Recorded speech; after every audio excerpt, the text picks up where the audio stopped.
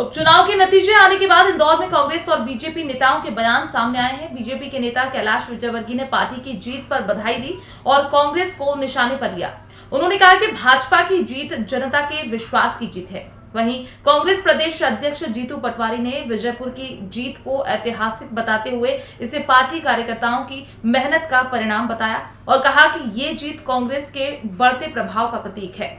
तो दोस्तों नमस्कार, मेरा नाम है उमेश भारद्वाज और आप देख रहे हैं सूर्योदय टीवी। दरअसल आज आपसे मुखातिब होने की वजह यह है कि इंदौर से आज दो बड़ी खबरें निकल के आईं और दोनों ही इलेक्शन को लेकर के थी। आप देखेंगे कि महाराष्ट्र का जो विधानसभा चुनाव था और महाराष्ट्र विधानसभा चुनाव में जिस तरह से जीत मिली है भारतीय जनता पार्टी और उसके सहयोगी दलों को, उसको लेकर के पूरे देश में जश्न का माहौल है। इसके अलावा मध्य प्रदेश में भी उपचुनाव थे, विजयपुर की सीट पर चुनाव था, बुधनी की सीट पर चुनाव था। तो जाहिर सी बात है, नतीजे जब आने थे तो पार्टियां उत्साहित होनी थी, लड्डू बंटने थे, जलेबियां बंटनी थी, जलेबियां बननी थी। और इन उत्साह और उमंग के बीच में जो बयान सामने आए वो उसको लेकर के आज हम आपसे बात करेंगे। दरअसल इंदौर में कैलाश विजयवर्गीय जो हैं, मंत्री कैलाश विजयवर्गीय से जब पत्रकारों ने बातचीत की इस पूरे मसले को लेकर के, तो उन्होंने सीधी सी बात थी, उन्होंने पहले भी कहा था कि हम 165 सीटों से ज़्यादा महाराष्ट्र में जीतने वाले हैं और ऐसा हुआ भी। बड़ी संख्या में जीत जो है वो हुई है, ऐतिहासिक जीत बताई जा रही है। और ये कहा जा रहा है कि जो शिंदे गुट है वो मजबूत उभर के सामने आया है। एकनाथ शिंदे जो हैं वो मजबूती से निकल के सामने आए। देवेंद्र फडणवीस जो हैं उन्होंने एक अच्छी पारी खेली है और फिर से उनको मुख्यमंत्री बनाया जाए। तो इन सब को लेकर के जाहिर सी बात थी, कैलाश विजयवर्गीय से भी सवाल होने थे और चूंकि महाराष्ट्र के प्रभारी थे और तमाम महाराष्ट्र में उन्होंने इलेक्शन को लेकर के कैंपेन भी चलाया। तो जब उनसे पूछा गया कि किस तरह के रिजल्ट हैं और कैसे आप देखते हैं, तो उन्होंने कहा कि मैंने आपको पहले ही कहा था कि हमारी जीत होगी, बीजेपी की जीत होगी और जो सहयोगी दल हैं हमारे वो जीत करके आएंगे और हम विपक्षी दल को मजबूत और तगड़ा जवाब देंगे, और वैसा हुआ भी। तो आइए सुनते हैं कैलाश विजयवर्गीय का वो बयान जो आज चर्चाओं में रहा है। देखिए, आज भी मोदी जी के नेतृत्व पे लोगों को विश्वास, आज भी महाराष्ट्र में देवेंद्र फडणवीस और नितिन गडकरी जी के प्रति विश्वास, और इस पूरे चुनाव में अमित शाह जी की रणनीति, नड्डा जी का नेतृत्व, ये बहुत साफ दिखाई देता है। और मुझे लगता है कि मैं सभी को बधाई देता हूँ, माननीय मोदी जी को बधाई देता हूँ, अमित शाह जी को बधाई देता हूँ, नड्डा जी को बधाई देता हूँ, और विशेषकर हमारे महाराष्ट्र के दोनों नेता नितिन गडकरी और देवेंद्र फडणवीस, उनको भी बधाई देता हूँ। और सबसे ज़्यादा इस जीत के शिल्पकार है महाराष्ट्र के शानदार कार्यकर्ता, वहाँ की जनता, जिन्होंने एक बार फिर से मोदी जी के प्रति विश्वास व्यक्त किया, भारतीय जनता पार्टी के विचारधारा के प्रति विश्वास व्यक्त किया, और लोकसभा में जो गलत तरीके से लोगों को समझाया गया था और एक गलत नैरेटिव बनाया था, उसका जवाब भी जनता ने दिया है कि ये खोटा सिक्का है, ये बार बार नहीं चलेगा। देखिए, अगर ये आज आम फैशन हो गया आजकल, हारे तो कौन जिम्मेदार है, ईवीएम जीत गए तो हम जीते। अब ये पहले से ही उन्होंने मुझे कल बताया कि दिग्विजय सिंह जी ने कहा कि उनको एक ईवीएम ने बता दिया, ईवीएम वाले ने बताया कि वहाँ पर भारतीय जनता पार्टी जीत रही है। अरे भाई, भारतीय जनता पार्टी महाराष्ट्र में ईवीएम के कारण जीत रही है, झारखंड में क्यों नहीं जीतती? आप हारते हो तो यहाँ कपड़े फाड़ते हो। तो ऐसा है कि प्रजातंत्र के अंदर हार और जीत चलती, पर उसको स्वीकारने का साहस चाहिए, बड़ा दिल चाहिए। वो बड़ा दिल इन नेताओं के पास नहीं। वैसे महाराष्ट्र में जीत के बड़े फैक्टर क्या रहे हैं, क्योंकि एक बड़ी बढ़त हुई है और मैंने बताया ना, मोदी जी का नेतृत्व है, भारतीय जनता पार्टी की विचारधारा है, जो हमने कहा वो किया, ये विश्वास है।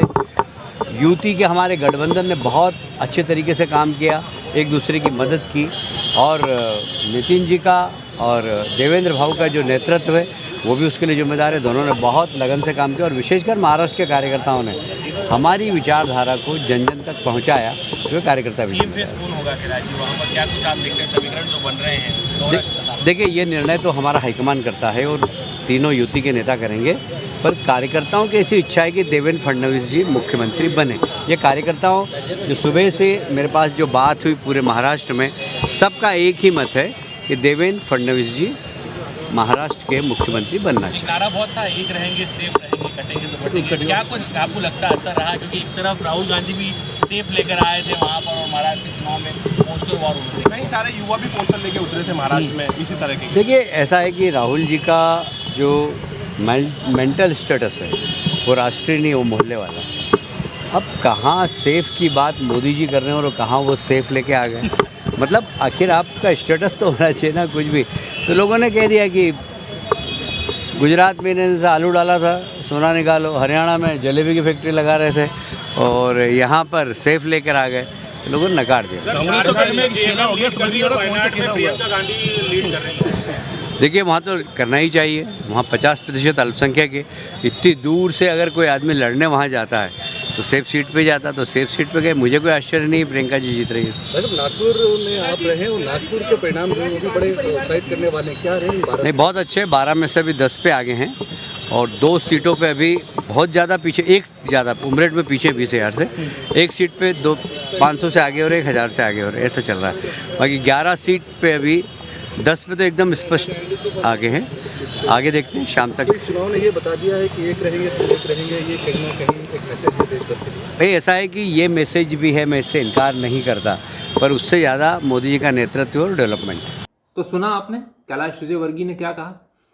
अब इस पूरे मामले पर एक और अपडेट जो है वो दोपहर में आया। जीतू पटवारी जो कि मध्य प्रदेश कांग्रेस के अध्यक्ष हैं, वो आज इंदौर में थे और इंदौर में पत्रकारों से उन्होंने बातचीत की। दोपहर में पत्रकारों को अपने घर बुलाया और रिएक्शंस दिए। तो जीतू पटवारी ने सीधी सी बात है, विजयपुर की जो जीत हुई है उसको ऐतिहासिक बताया। वहाँ पे रामनिवास रावत जो हैं वो कांग्रेस छोड़ करके बीजेपी में आए और उन्होंने चुनाव लड़ा। तो जीतू पटवारी का कहना था कि जो लोग इस तरीके से व्यवहार करते हैं, जनता के साथ धोखा करते हैं, उनको जनता जवाब देगी और कांग्रेस की जीत होगी। हालांकि वी.डी. शर्मा भी अपनी बात पर मजबूत थे।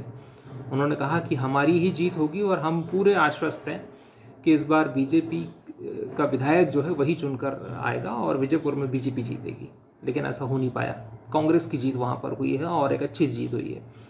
तो जीतू पटवारी ने तमाम बातें कही मीडिया से और कहा कि जो बीजेपी का असली चेहरा है वो उजागर हो गया है। आप देख सकते हैं कि कांग्रेस किस तरह से जीती है। जीतू पटवारी ने और भी तमाम बातें कही हैं। आइए सुनते हैं जीतू पटवारी ने इस पूरे मामले पर क्या कुछ कहा है। नफरत की भाषा देश का प्रधानमंत्री माइक पे खड़े होकर बोलता है, कटोर बटो, फिर 50 करोड़ का तड़का लगाता है, लाडली बहना को अलग से लालच देता है और इसी कॉम्बो से जीतने की कोशिश होती है। मध्य प्रदेश इसको भोग रहा है, महाराष्ट्र भी एक दिन भोगेगा। आज विजयपुर की ऐतिहासिक जीत करारा जवाब है भारतीय जनता पार्टी को, उसके आतंक को, उसके प्रशासन को।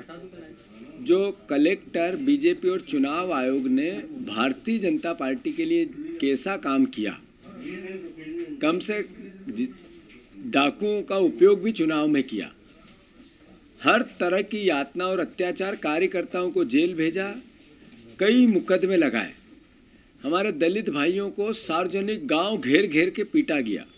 जो फिल्मों में नहीं होता है वैसी भयावह स्थिति विजयपुर में बनाई। उसके बाद भी विजयपुर की जनता ने बाबा साहब अम्बेडकर के संविधान की रक्षा की, लोकतंत्र की रक्षा की। ये जीत विजयपुर की सबसे प्रथम वो कार्यकर्ता जिसने विजयपुर में काम किया जेल गए, यातनाएं सही, डरे नहीं, लड़ते रहे। वो चाहे कलेक्टर हो, चाहे पुलिस हो, चाहे थानेदार हो, चाहे पटवारी हो, चाहे तहसीलदार हो। और भारतीय जनता पार्टी का आतंक, अद्भुत आतंक, सबका मुकाबला किया। मैं सैल्यूट करता हूँ, नतमस्तक हूँ मेरे विजयपुर के कार्यकर्ताओं को, बहुत आभार करता हूँ कि उन्होंने पूरे प्रदेश में सभी कार्यकर्ताओं को एक मैसेज दे दिया आपने कि अगर लड़ेंगे तो जीतेंगे। मतलब आपने मेरे प्रदेश के कार्यकर्ताओं को, देश के कार्यकर्ताओं को, विजयपुर के कार्यकर्ताओं ने ये कहा कि हम सब एकजुट रहेंगे तो पार्टी का विचार और मध्य प्रदेश का लोकतंत्र बचेगा। मैं ये जीत का श्रेय मेरे कार्यकर्ता बब्बर शेरों को देता हूँ और बाबा साहब अम्बेडकर के संविधान को देता हूँ और भारतीय जनता पार्टी को भी देता हूँ। जो भारतीय जनता पार्टी ने 5 गारंटियाँ मोदी गारंटी कही थी, 1 साल में पूरी नहीं की, उसका तमाचा है ये।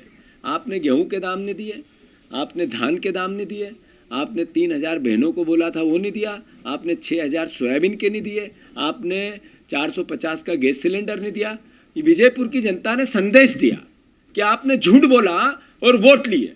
अब इसका आपको नतीजा विजयपुर का मंत्री होते हुए भारी बहुमत, भारी भरकम आपको चुनाव हराया इतने आतंक के बाद। तो मैं फिर से, मोहन यादव जी, आप पर्ची के मुख्यमंत्री हो, आप जनाधार के मुख्यमंत्री हो ही नहीं। आपको चुना गया था शिवराज जी को, आपको पर्ची से बनाया गया है। तो इस नाते अब भी चूँकि आप मुख्यमंत्री हो, हमारे भी हो, प्रदेश के हो, एक एक जन के हो, मेरे जीतू पटवारी के भी मुख्यमंत्री हो, किसानों के वादे पूरे करो, 3,000 बहनों को दो। ये संदेश है आपके लिए।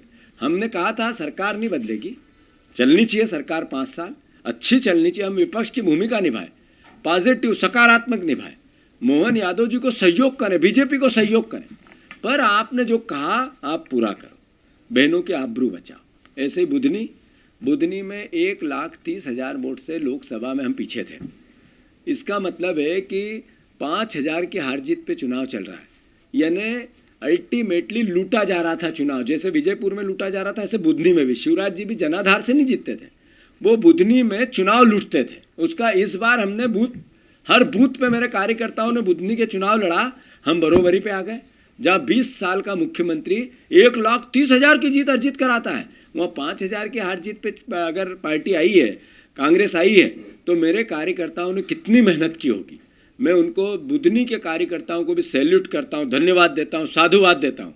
जैसा मैंने विजयपुर को लेके कहा, बुधनी के परिवार के लोग जो पूरे प्रदेश से वहाँ लगे थे या स्थानीय थे, उन्होंने कांग्रेस का और कार्यकर्ताओं के मस्तक पे एक तरह से तिलक लगाया है। ये तिलक एक दिन मध्य प्रदेश की विधानसभा पे भी आप लोग लगाओगे, ये आपने संजीवनी दी है। मैं फिर से विजयपुर के कार्यकर्ताओं के और बुधनी के कार्यकर्ताओं का बहुत बहुत बहुत आभार व्यक्त करता हूँ, नतमस्तक हूँ, उनका धन्यवाद देता हूँ। और सभी वरिष्ठ जनों का, सारे हमारे CLP से लेके सारे हमारे बड़े नेता, पूर्व CM, सारे जो PCC के अध्यक्ष हैं, सारे जो भी सीनियर, उनका सबका मजबूती से, एकजुटता से सहयोग जो मिला, उसी का परिणाम है विजयपुर की जीत। और बुधनी भी जीत के मुहाने पे हैं।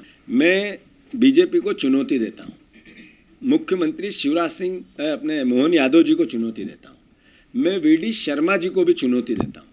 आप विजयपुर में गड़बड़ करके बताओ, आप करोगे, मैं आपका एहसानमंद रहूँगा।